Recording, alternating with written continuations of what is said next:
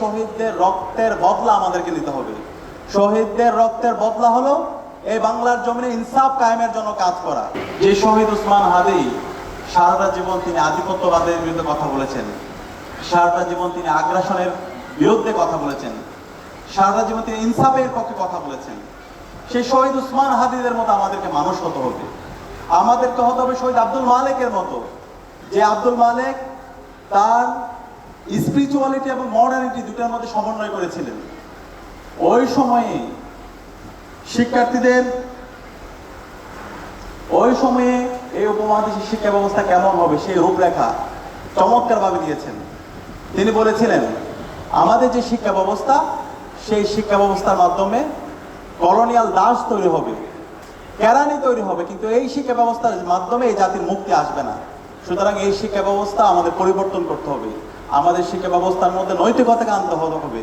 আমাদের শিক্ষা ব্যবস্থা হবে থিও সায়েন্টিফিক এডুকেশন, যেখানে আমার ধর্মতত্ত্ব থাকবে, আমার ইতিহাস থাকবে, একই সাথে আমার এখানে বিজ্ঞান, প্রযুক্তি, শিল্প, সাহিত্য, সংস্কৃতিও থাকবে।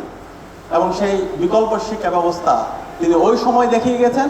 ওই সময়ের যারা কালচারাল পেসিস্ট চক্র, তারা আমাদের মালেক ভাইয়ের মেধার কাছে তারা পরাজিত হয়ে মালেক ভাইকে পেশি শক্তি ব্যবহার করে তাকে শহীদ করেছিল এবং পরবর্তীতে মালেক ভাই শহীদ হয়।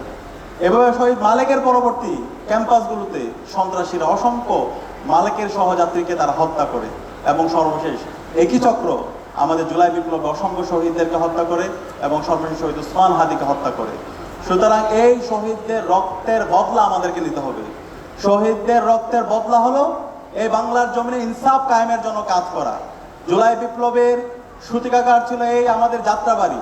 এই যাত্রাবাড়ি থেকে তোমরা এখানে যারা আজকে যারা শিক্ষার্থীরা আছো, তোমরা সবাই ঐক্যবদ্ধভাবে প্রতিরোধ গড়ে তুলেছিল।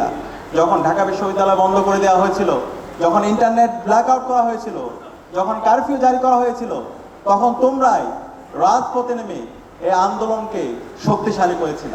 সে কারণে এই জাতি আজীবন তোমাদের শ্রদ্ধার সাথে স্মরণ করবে এবং তোমাদের সহযোদ্ধা আজকে তোমাদের সাথে সংবর্ধনা নেওয়ার কথা ছিল।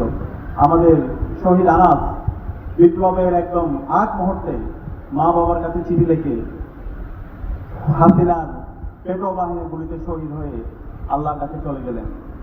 তো এই শহীদ আনাসদের মতো আমাদেরকে মানুষ হতে হবে, যারা চলে যাবে আজীবন তাদেরকে আমরা শ্রদ্ধার সাথে স্মরণ করব। আমি বিশ্বাস করি আমার সামনে যারা বসে আছে তোমাদের সেই যোগ্যতা আছে। একই সাথে আমাদেরকে এমন মানুষ হতে হবে যারা বিংশ শতাব্দীতে সারা দুনিয়ায় তারা নেতৃত্ব দিয়েছেন, যাদের উদ্ভাবনের মাধ্যমে, যাদের কাজের মাধ্যমে আজকে আমরা তাদেরকে শ্রদ্ধার সাথে